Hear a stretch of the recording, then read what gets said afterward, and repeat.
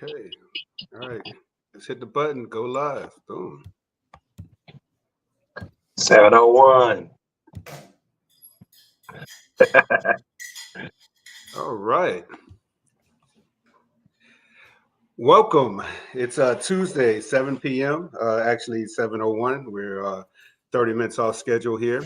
We're still on Microsoft time, maybe. Maybe that's what it is, you know. I am Todd Richards here, author of Roots, Heart, Soul, along with Amy Condon. And we have the fantastic co-host here, Chef Stephan, you know. What's going on, Chef Stephan? You know, even after 5 episodes, Right.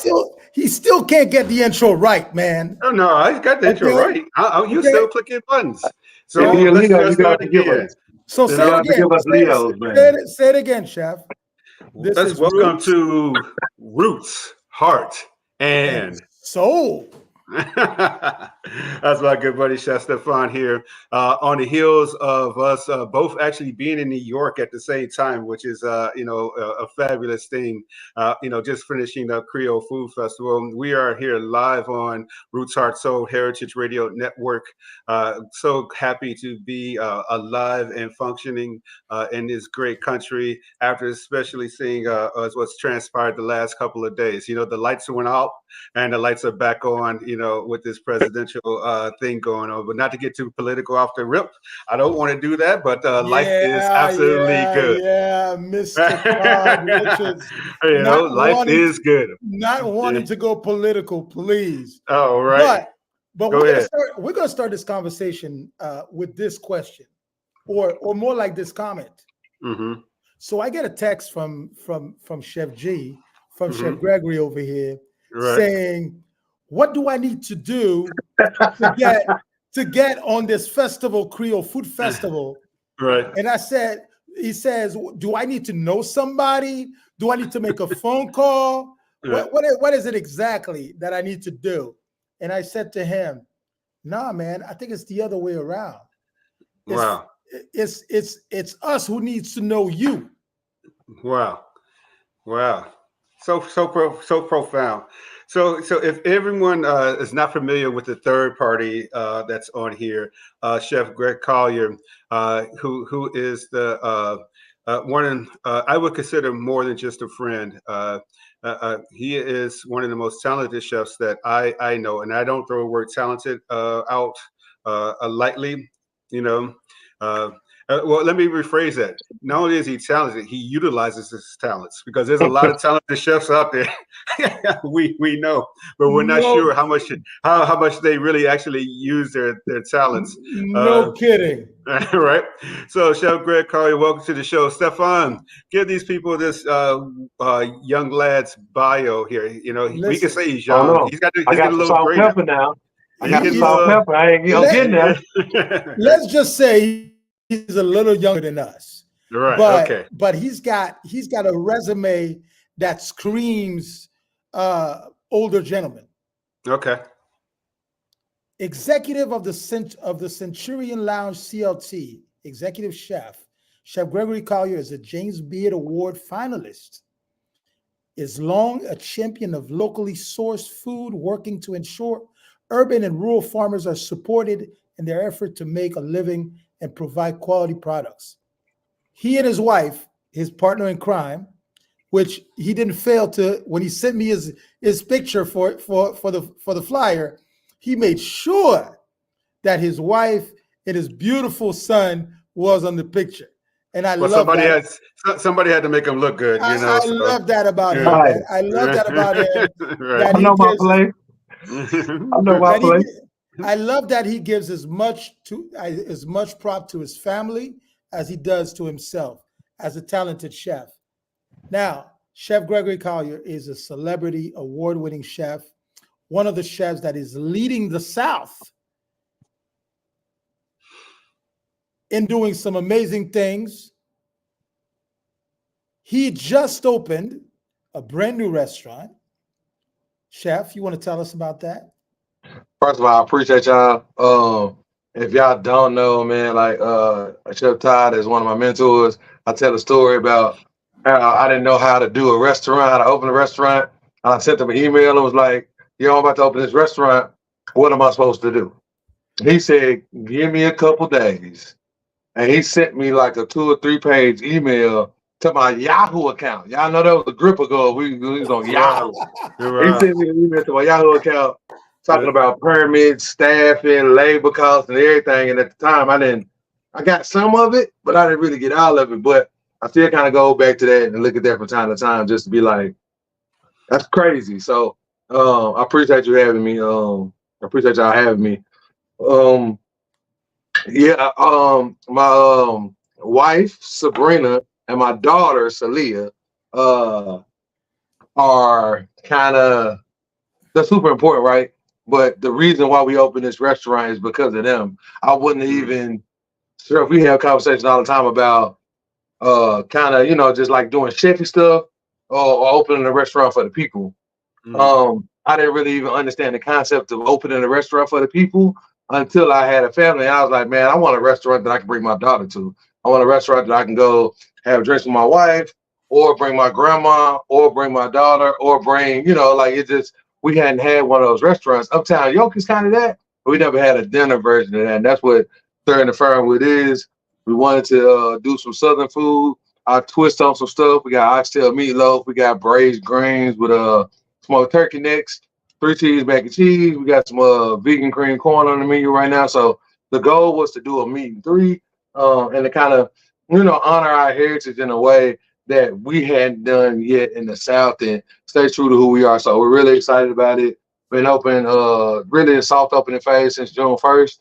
Should have that liquor license pretty soon, and it's been great. So I have a Food's question. really, I super actually have exciting. a question. I have a question for the both of you. But I'm going to start with you, Chef Greg. Why is it so important that we start to celebrate not only our foodways, but really not let everyone else tell the story but us? I think it's a level of empowerment that a lot of cultures have. Chef Stephan, you from I don't want Haiti. to. I'm He's from from Haiti. Haiti.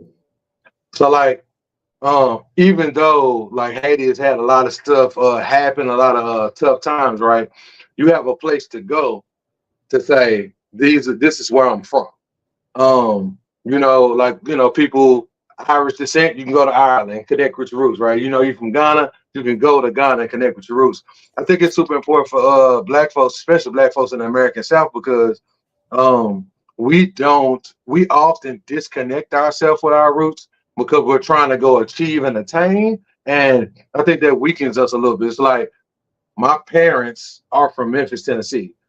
That is a part of my story and a part of my connection. If I don't connect with Memphis, I'm doing myself a disservice, not only as a person, but as a chef. I'm giving away a part of my power by not reconnecting with where I'm from, the source of my power. And that's Memphis for me. Chef Todd is Chicago and some Mississippi and some different stuff, right?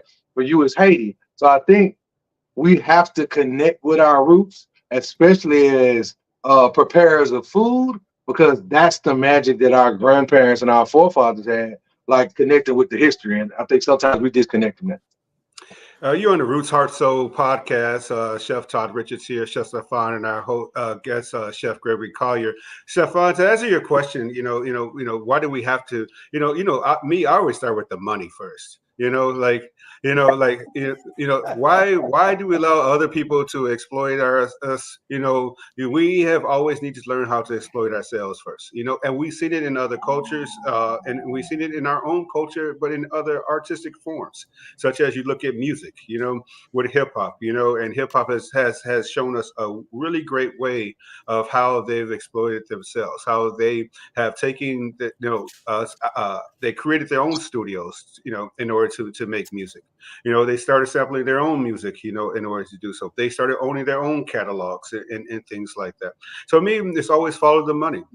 Why is it that at steak, you sear it and it takes 25, 30 minutes to be great, and we can sell it for $50, but a pot of collard greens takes 2 days and we can sell it for $5. These are the kind of cultural conversations that we have, and this is why I'm so glad to have, and we're so glad to have Chef Greg Collier on here. So, Chef, let me ask you this question. And me, I don't ask the tough questions, but I ask the questions that people need to know. And my first question out of the gate is, what do you eat at home? Because I get the question all the time. Stephan gets the question all the time. And Sabrina, who I know she is cherished to you, but just to give people a full circle from the restaurant to your home, what do you eat at home? So I think that's a trick question. What I eat at home depends on what is going on during the day. I for sure, when it's time to cook, Thanksgiving, Christmas, Juneteenth, July the 4th, I'm cooking. So I just had 2 big green eggs out the other day for the 4th. Same thing for Juneteenth. So it's ribs, it's chicken. It might be a whole chicken, a Cornish hen. So like, it really depends on what the season is, but that's when I cook. On a regular day at home, man, whatever we got, whatever. So Sabrina had and this is funny. So she's been stocking up her pantry, right? Just random stuff, putting up stuff. She bought some some rice-a-roni, some dry goods. We went home, we got to drinking and hanging out. I threw some grilled chicken and some rice-a-roni, y'all, and I smashed. It was like 2:00 in the morning. Right. but what I like to eat when I'm not at the restaurant is usually somebody else's version of soul food. I love Saigon Palace. Is my favorite Vietnamese spot, right? I go get some pho, we eat some butter quail. If I'm going to the Jamaican spot, I don't want the frilly pretty stuff. I want rice, I want peas, you I want want the cabbage, stuff. I want oxtails. Right. When I'm not at the restaurant eating and nibbling on whatever I'm doing, and I'm not grabbing something on the way, I'm trying to eat something that's gonna put me to sleep. Really, I don't want no light meal. Stephan, I got a follow-up question. I'll let you jump in. I got a follow-up question first. Because of course, a selfish plug here. My first book was Soul. And now this is Roots Heart Soul. But what is soul food? What is soul food to you? Where is that visceral feeling or that that bites where your eyes just close and you like, damn, somebody is cooking. What is soul food to you? Yeah, to me first. Yes, I'm asking you. And then Stephan's got some more other questions, but I had to follow up because you mentioned soul several times in that last conversation. So some of you said that I've heard you say before, but I kind of, how sometimes you hear quotes and they get lost, like who's responsible for the quotes, but they are very important. You told me a long time ago, we were talking about a soul food spot, and we was talking about, like people will pay $50, $60 for a plate of scallops that you can sear that's done in 2-3 minutes, or a steak that's done in like 25, 30, and they won't pay that much for a stew or chicken and dumplings or a pot of collard greens, right? So for me, I think the thing that usually excites me the most when it's done right and it's good is when people of different cultures take time on a thing. That thing is usually my favorite thing. Like, I know that lady who's doing the pho back there, that's a 24-hour process just to make the liquid. So for me, it's like, as soon as I taste that, every hour, minute, second, stir, see, like that hit for me. Like oxtails, Jamaican oxtails, I know that they have spent 8 to 12 hours preparing that dish, and as soon as I taste it, it's like, like it's not outer seasoning. It's almost like they say, season to the bone. I think that's what I get excited about, that bone seasoning. Like something somebody took time with. That's what is really exciting to me. I think that's gonna be a new T-shirt we got have. You know, that Season bone, to the bone. that bone seasoning. You know, go ahead, Stephan. No, you went ahead and answered the question. So when Todd asked you, what do you eat at home? For me, I wanted to flip it a little bit and said, what kind of food feeds your soul? And you've answered that so very well. It's just that. It's got to come from a place where somebody is really putting their heart into that dish, into that process, into that preparation. And because they know that they're about to share whatever that feeling is with somebody else. And for me, that's what I call soul food. Yeah. And really that's what I call soul food. You guys, and you've said it. It doesn't matter whether the food comes from the South or it comes from Jamaica or comes from Haiti. Yeah. There is soul behind that dish. Wow. I mean, the thing is, what makes this kind of conversations great, and Chef, we really think also, we know that you have service tonight, as well, which is a testament, because all of us are still cooking and things like that. But let's go back a little bit, to where you got started. Why are you a chef? And it's an open-ended question, and it tells the history. But I think people need to know why you're in this business, because it's not a something you can just stumble and walk into. Right. So why are you here? I think, man, especially for just cooks of African descent in general, right? There's such a long lineage of food preparation by melanated individuals, right? There's so many different stories about where a thing came from, and so often that thing usually comes from Black hands, right? It's like, oh, this thing started here, but it really got to start from this thing that they were doing in Africa, or they really got to start from this thing that they were doing in the Caribbean, right?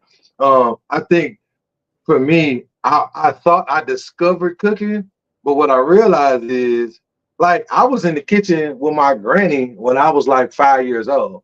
I don't remember this. My aunties are telling me, like, yo, when you were younger, you was always in the kitchen with her under the table, peeking around, trying to taste, trying to touch.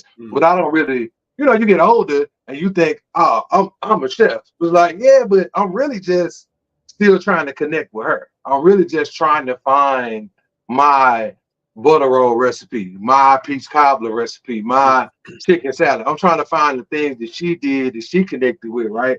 That she fed our soul, and it made us so happy. So I think I was always trying to find that thing.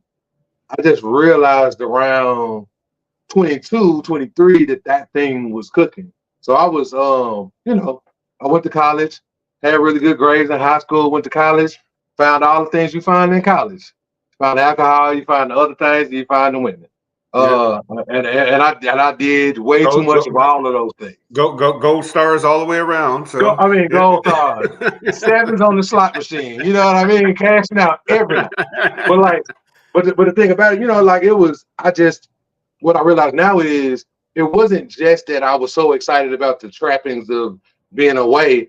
I also was not excited about school. So I was in a bad way.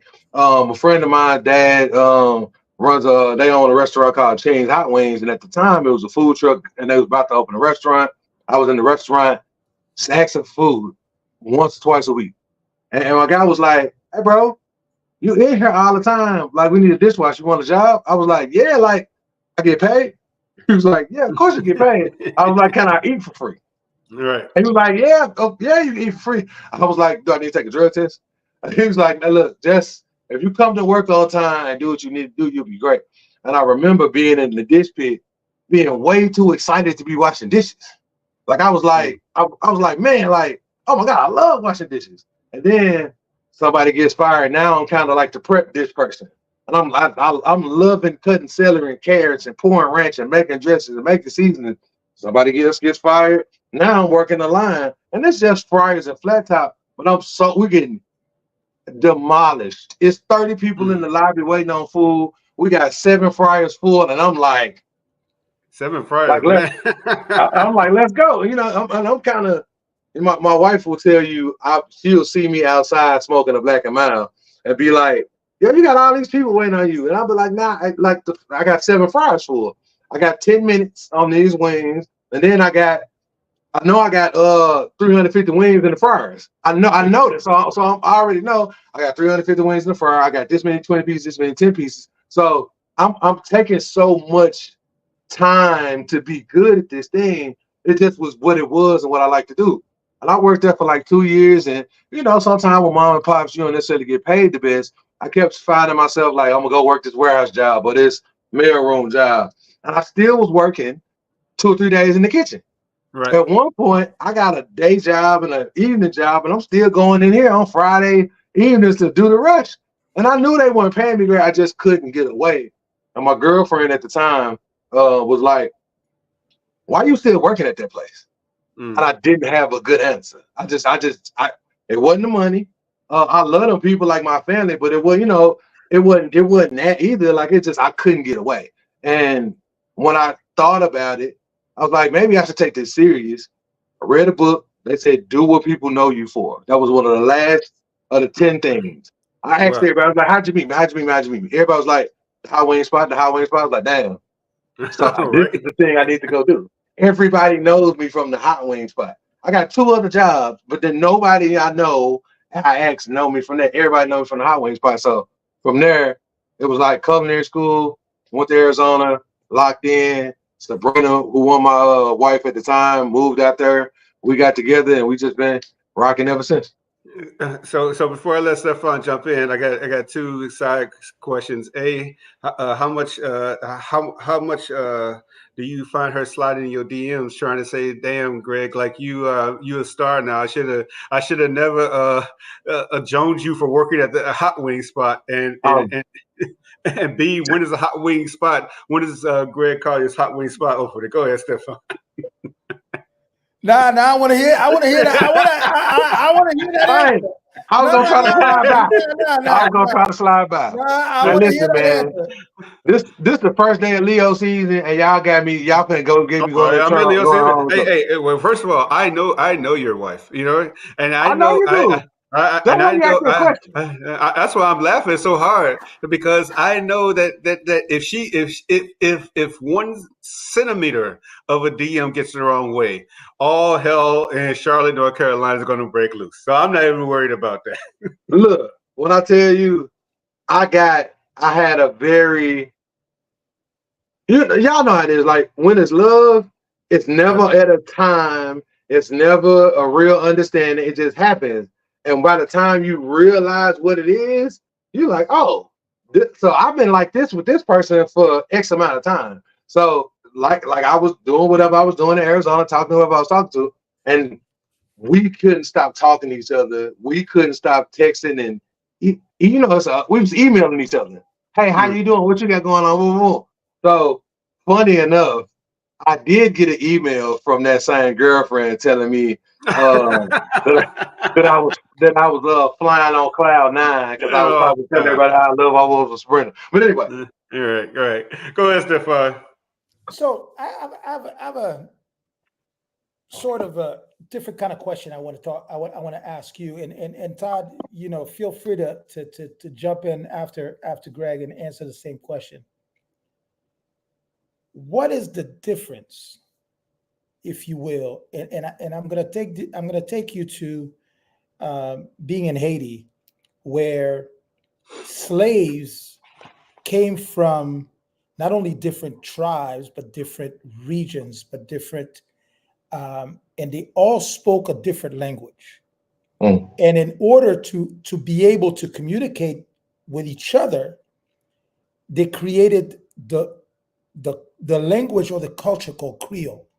And that Creole, you know, obviously took some words not only from their own dialects, but also took the language of the colonizer. And that's how you can find Creole in so many different places. So from a guy who's from Tennessee, and now you're living in the Carolinas. Mm. What do you find different about these two cultures and the food culture in particular? And this is funny.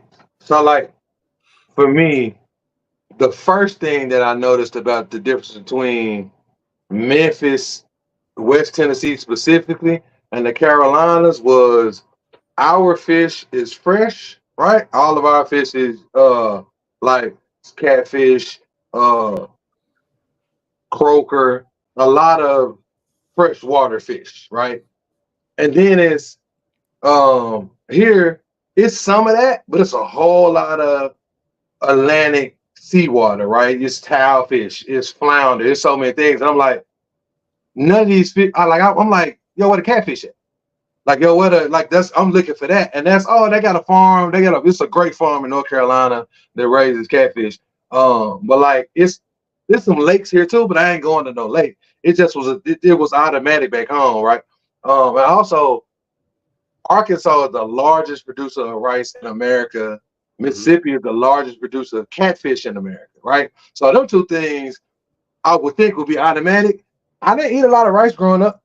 When I moved to the Carolinas, though, all they was talking about was the rice kitchen, right? And it's not just Charleston, and it's not just Low Country, as they like to.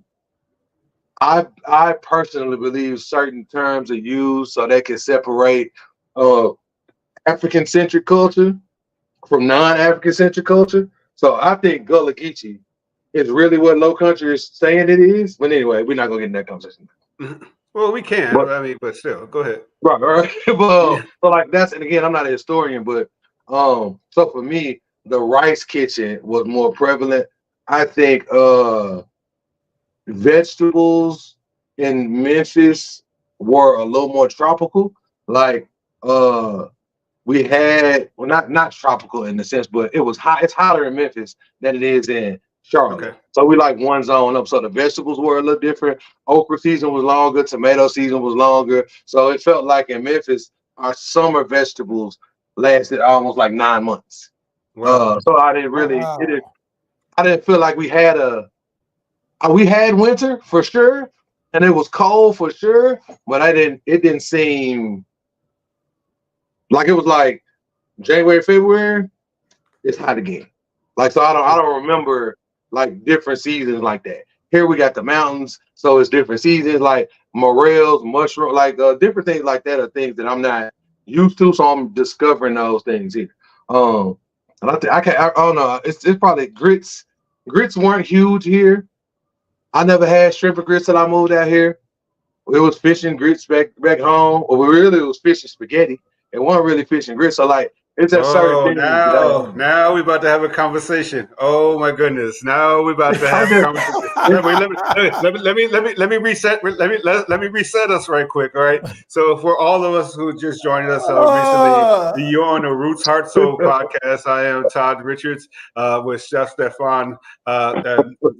Roots Heart Soul podcast is based on my book Roots Heart Soul with Amy Condon, and we have the brilliant chef Greg Collier on, and we were just talking about the understanding of the diaspora inside the diaspora, and he just talked about fish and grits or shrimp and grits versus fish and spaghetti. And so let me give let me give a brief thing about the book, and then we're all going to get into this. And this is going to like take 10 minutes to get through this conversation. I'm so excited about this, right? So in the book, and Stephan really helped out in this section. We were talking, about the Dominican Republic and beach spaghetti and how they take spaghetti to the beach. And I'm like, this is so exciting to me because I'm Southside Chicago. If anyone has never been to Lake Michigan, I mean, it looks like an ocean when you're standing on it from the Chicago side. And, and here, we're Southside. We go to a place, you get some fried fish, you get some spaghetti, Me, I like the powdered Parmesan cheese, red pepper flakes on it, and things like that. About that was right. You got to have mild sauce. You got to have mild hot sauce. They're from Chicago. And then you might get some other things, like maybe Italian meat beef or something like that. But anyway, let me not digress too far. But really, right? Well, I'll set the second question up in a second. But the first thing is, which one do you eat? Which one do you crave the most? Fish and spaghetti or fish and grits? I don't even. Look at that, Stephan, right? So let me help you. Let me put this in historical context for you guys. Yeah, please. All right. So after Haiti's independence in 1804, Haiti became the driver for Black liberation in the Americas. Yeah. And because of that, Haiti not only but Haiti also opened up its doors to anybody around the world that was being persecuted or being driven out of their country. So during World War II specifically, you had a lot of Italians, Italian Jews, Jewish people, that even Germans that migrated and took the boat and went to Haiti because Haiti opened that door and said, as long as you're here, you're a free man. Right. But it wasn't until 1915 when the United States invaded Haiti, and that is when spaghetti became one of the most prevalent foods in Haitian culture.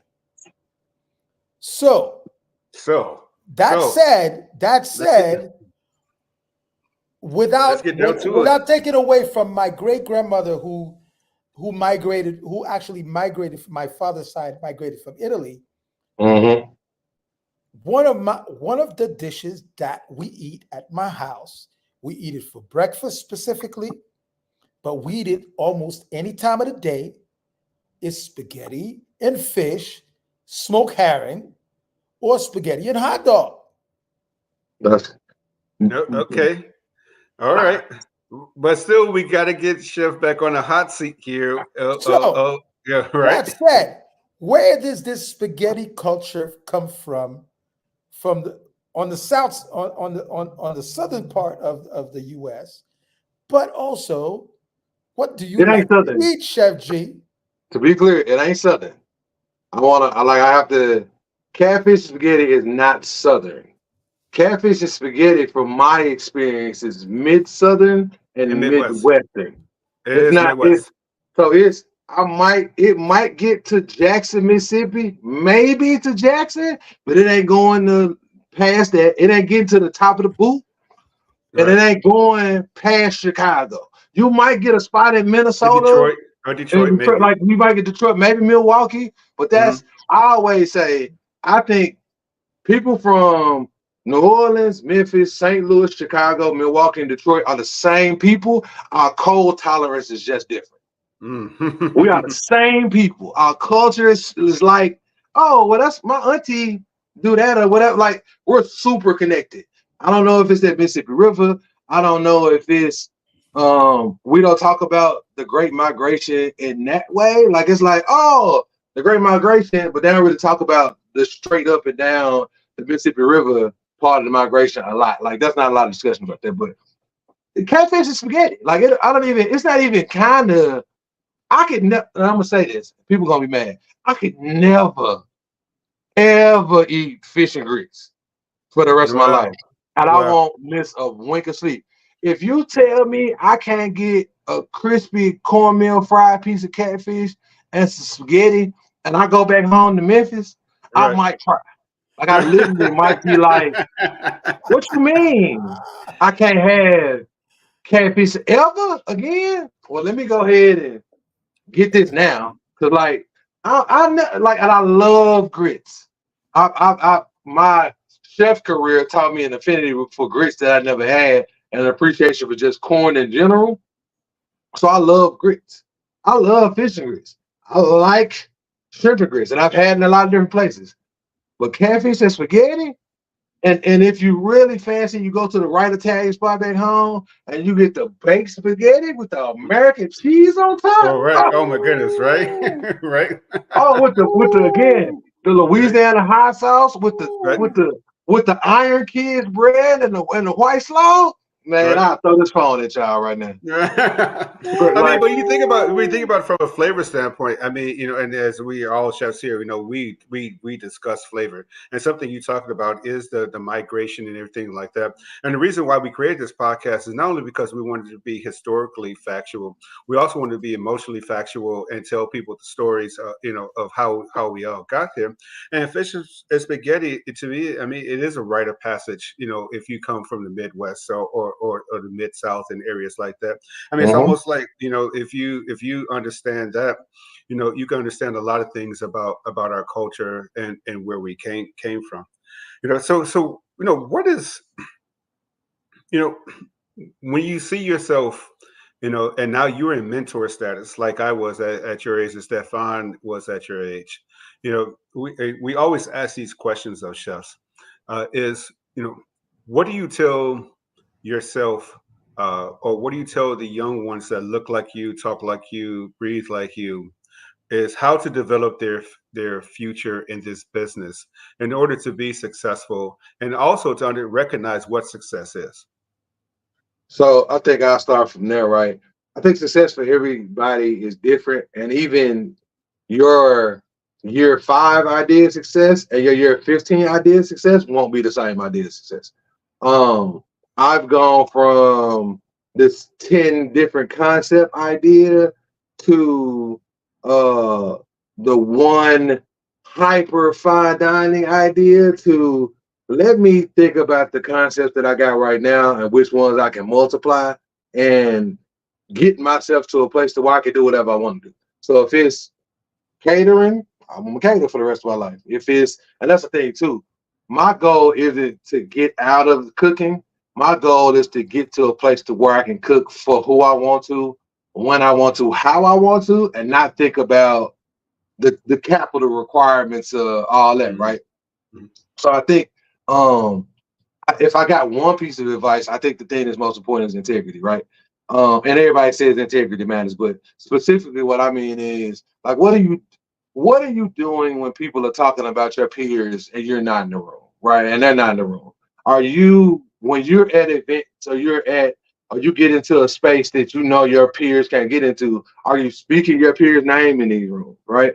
I've had so many conversations with other people who said, hey, yeah, Chef Todd told me about you, or Chef Dwayne, or Chef Keith, or excuse me, or another black chef told me about you. And I'm like, I'm thinking, why they do that, right? But they did it because somebody did it for them, and that's how you keep the lineage alive. So if somebody asks me to do something and I can't do it, I'll chef, this chef, that chef, this young black chef, this catering company, right? And I'm doing it. It's not to say that when that thing happens, I don't find it valuable or I don't want to do it. Sometimes it's like, I really want to do this, but I think it'll be a big opportunity for this person. And no matter what, like, we have partnerships and relationships with people of all color, type, ilk. But I think it's very important to make sure we are giving the next generation the game that we might not have gotten, not from a spiteful place, right? Just people didn't have the information. They weren't given the information away as readily as like y'all do, right? If I call y'all and ask y'all a question, y'all gonna give me all the game. Like, it don't matter what it is, it don't matter how deeply personal it is. Like, if you think it's gonna make me better, y'all gonna do that.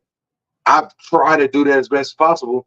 And I also try to be as honest as possible with people about things. Hey, yo, when I signed my lease at this place, we did X, Y, and Z. These things work. Also, when I did it at this place, these things were different and they work, and this is how I negotiated. And I when I'm in the rooms with millionaires and billionaires, I try to find a way to include somebody who they're not thinking about. So I think it's really just considering the next generation as not just like a charity case, right? We talked about connecting with your history and connecting with your home and connecting with your past. I think the future empowers you in the same way. The stuff that these young kids are thinking about, I'm not thinking about some of that stuff. So when they shoot an idea at me, I'm like, oh wow, I never even considered that. All right, cool. Are you sure you want to do that on my menu? Because when it's on my menu, you want to say that for yourself? You can. Like, I don't need that if you want to keep that. So I think I think it's accepting responsibility of giving knowledge as part of something that I'm supposed to do. I think as I grow though, the thing that's been changing is I'm kind of allowing people to come to me to ask for the knowledge. I Wow. think early on the mentorship was very, man, I gotta boom, I gotta talk to this person, it's gotta be 15 shifts, so I'm not doing it right. Now it's like, it's a random person on IG hit me up. I'm like, listen, I can't call you on that time, but if you send me a list of questions in an email, I can respond to all them questions. And I'll sit down there, blah, blah, blah, blah, blah, blah, respond to you as good as I can because it's gonna make us better. If somebody says Chef Greg taught me this, it only makes my legacy better and my name bigger. And every Absolutely. time I say Chef Todd, people are like, "Oh, Chef Todd was da da da da da da." Like it's only continuing the legacy and making sure that people understand how it should go, how the future should be, because the past was a certain way. So I mean, that is probably like the most crazy, delicious answer, when you think about it, because first of all, only reason why we talk about you is that you can cook, because we don't talk about people that can't cook. I mean, I'm just being 100% honest, I mean, you can be, I appreciate it. you can be as historically accurate and everything like that. But for us, that's a lot of lip service and everything like that. We're at the 40-minute mark here. Roots Heart Soul podcast, Todd Richards, Chef Stephan, Chef Gregory Collier. Stephan, what you got for the young lad over here?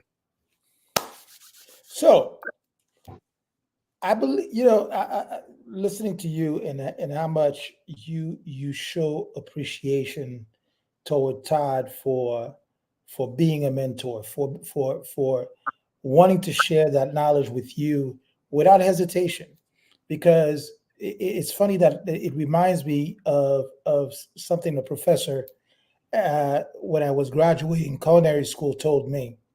He said, no matter how many accolades you amass, the most important that you can do from your career is knowing that you have shared your knowledge with somebody else. Yeah. Because that will be your legacy. So, talking to you two gentlemen, who one from my good buddy here, my brother, and I'm proud to use that word when I talk about him, because funny thing, how we connected, right? I brought his ass to Haiti. Yeah. Word to that. Yeah. Bring him home. I brought him to Haiti. Yeah. So we connected in Atlanta through an ambassador, a Haitian ambassador that I was coming to cook for, and he brought me to his restaurant. And the welcoming he gave me, without knowing me from a lick, the way he treated me, and then after he fed me for like a couple hours, we sat down in a room together, and we were already making plans for the future. Yeah. How funny that is. So how important is it to create this tribe mentality? Because we're good in being amazing individuals. But how important is it to create this tribe mentality, especially among us? I think people often, and I'm very clear that there's a lot of programming that has gone on and is still going on. There's a lot of planned dissension that's trying to make sure we don't connect as American Black folk, regional Black folks, Black folks on different continents, Caribbean, West Africa. Like, I know that if we actually can sift through the mud and really connect, like we really could create our own ecosystem and world. And I know there are people who don't want that, right? But that, again, I'm not trying to get too political. So I think the small of it is if there are things or whatever trying to make that not happen, we should understand how powerful it must be. They're not trying to. They don't double team the worst player on the team. They double team the best player on the team. Right. They not game planning for the guy on the bench.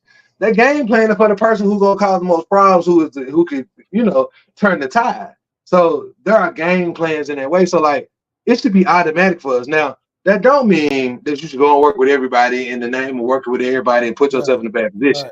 Right. But what that does mean is it should be a part of who you are as a Black chef, Black mixologist, Black farmer, Black educator in food, to try to connect with as many people as you can, because that's only going to strengthen you and what you know in your knowledge base. And it's also going to show the young whoever, right? Young Black whoever, they might want to be a farmer. They might want to be a chef. They might want to be a mixologist. They might want to make wine, right? If we are all connected to where it's 10 of us in a room and each one of us do something in that way. Hold on, my bad. All right, if we are all in the room together, connected, locked in as one, I can say, oh, I know a farmer, a Black farmer who lives around this street. I know a Black mixologist because we used to work together, and boom, boom. Like we can have so many resources for people who are curious about what we do. It'll be automatic. Like people wouldn't need to go to culinary school.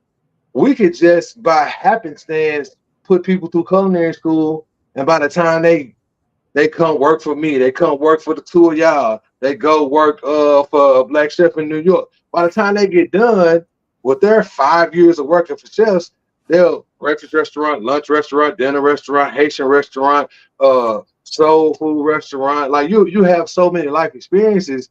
Whatever you decide to do next, you'll be so much better. And if we treat it like, not even like, I don't want to call it responsibility. And get paid while you're doing it, which is and get paid. Right. You ain't got to work for free. Right. You get paid and you get the game.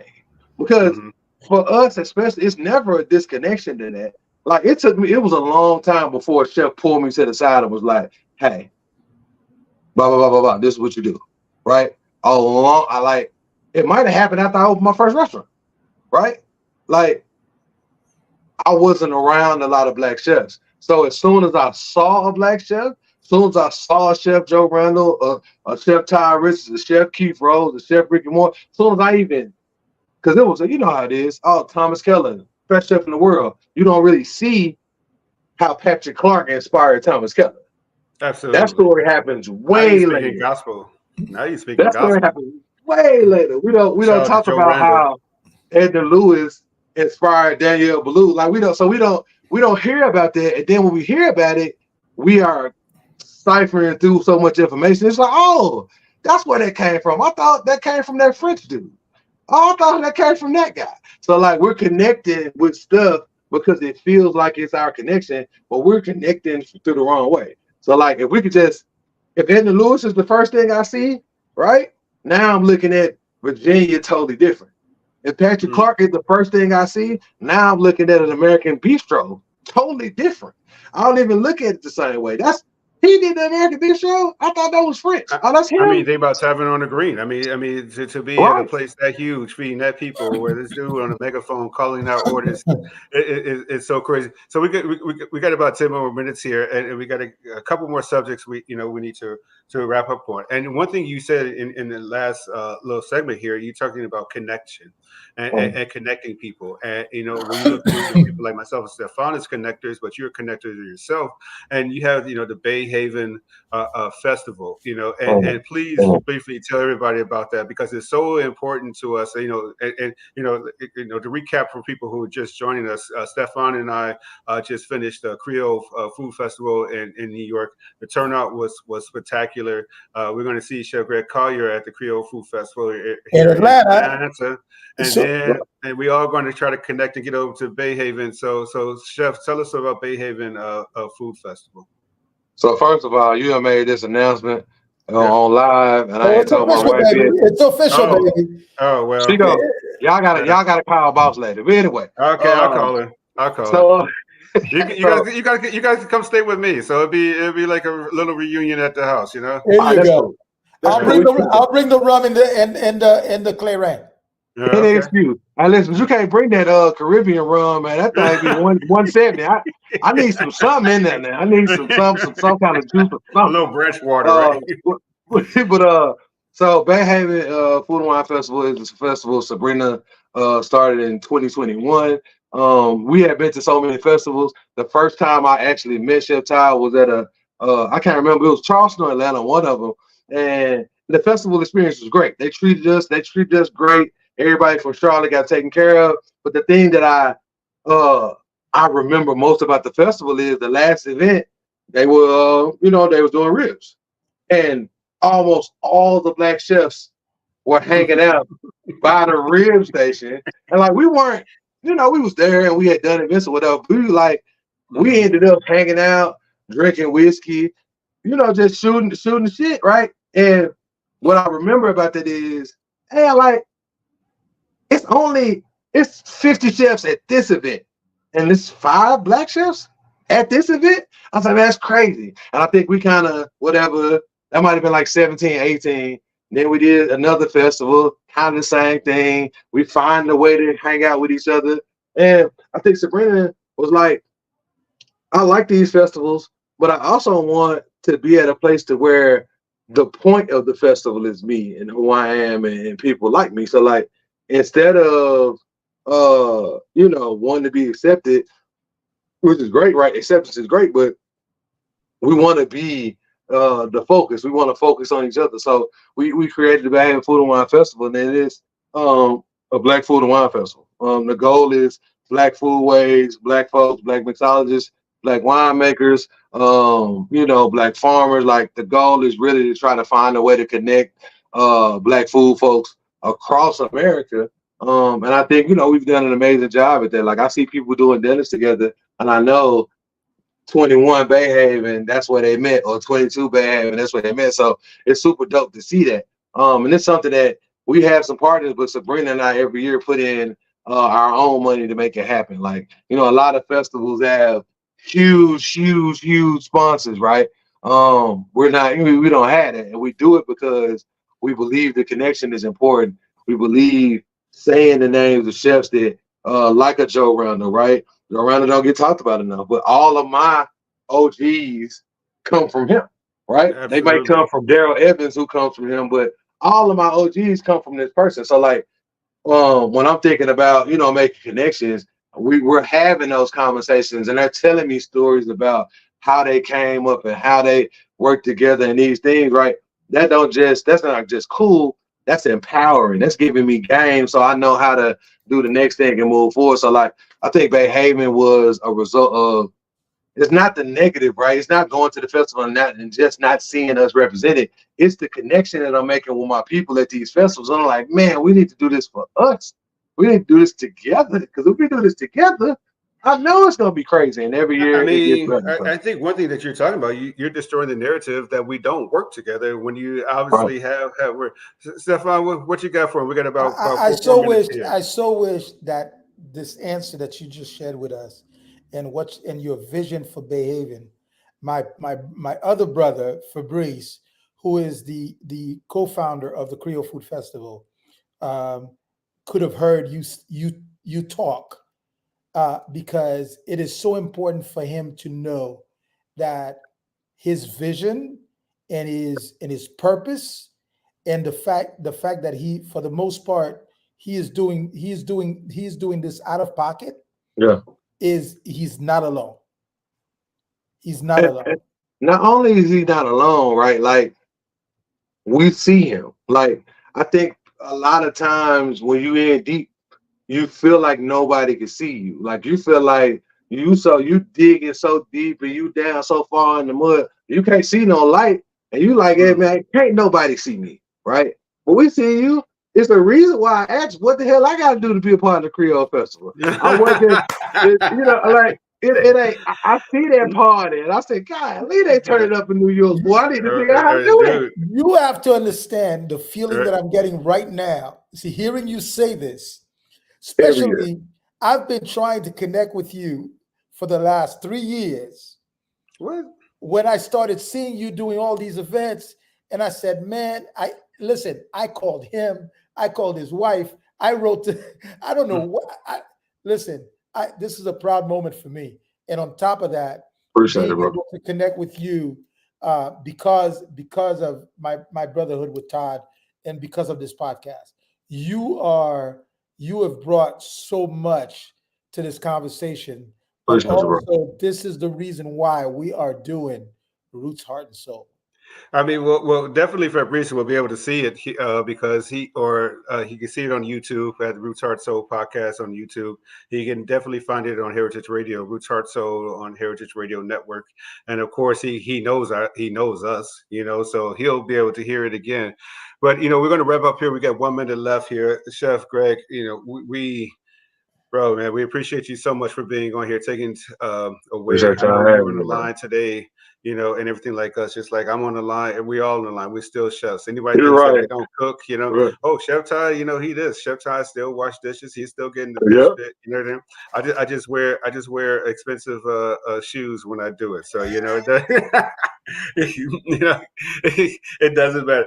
So Greg, tell everybody where they can find you on social media, my friend. Absolutely. All right, man. We got at Bay Haven Food and Wine Festival at @3rd_and _Fernwood at Leah and Luis and at Uptown Yo. So my personal is at Chef Greg Collier TN. But again, man, I appreciate y'all having me. Chef Stephan, all you had to do is tell Chef Todd to hit me up, man, and we could have did 18 podcasts by now, because all you gotta do is tell Boss Man to hit me up and we're gonna make it happen. But I'm so honored to be able to have a conversation with y'all today, and we're gonna keep this thing going. I can't wait to see y'all at Bay Haven, and if my wife let me. If she let you, right? At Atlanta Creole. Even if I got a bag. I live here. I live here. I live here, and I still got an ass too. So don't worry. Even if I got a bag. Even if I got a bag. Wait, we've got about 20 seconds though. And so if people weren't on for our last podcast, I asked this gentleman, Chef Stephan, when he's tying that knot. And there was a couple of young ladies that at Creole Food Fest that Stephan, they were very fine. So maybe by next year, he won't. Thank you, everyone, for listening to Roots Heart Soul podcast. With Chef Stephan, Chef Greg Collier. We'll see you all next Tuesday at 7 p.m. We appreciate you. We appreciate y'all, man. Greg, thank you so much. We appreciate you, everybody, for watching Roots, Heart, and Soul. Please make sure that you follow us at Chef Todd Richards on Instagram and chefstephan.it. And, of course, Roots, Heart, and Soul podcast on Instagram as well. And please subscribe to our YouTube channel, because without you, this is not possible. And a huge thank you again to Heritage Radio Network for having us on their platform. They're an unbelievable cast. Thank you so much again, Chef Greg. Appreciate y'all, man. All right, see y'all next week.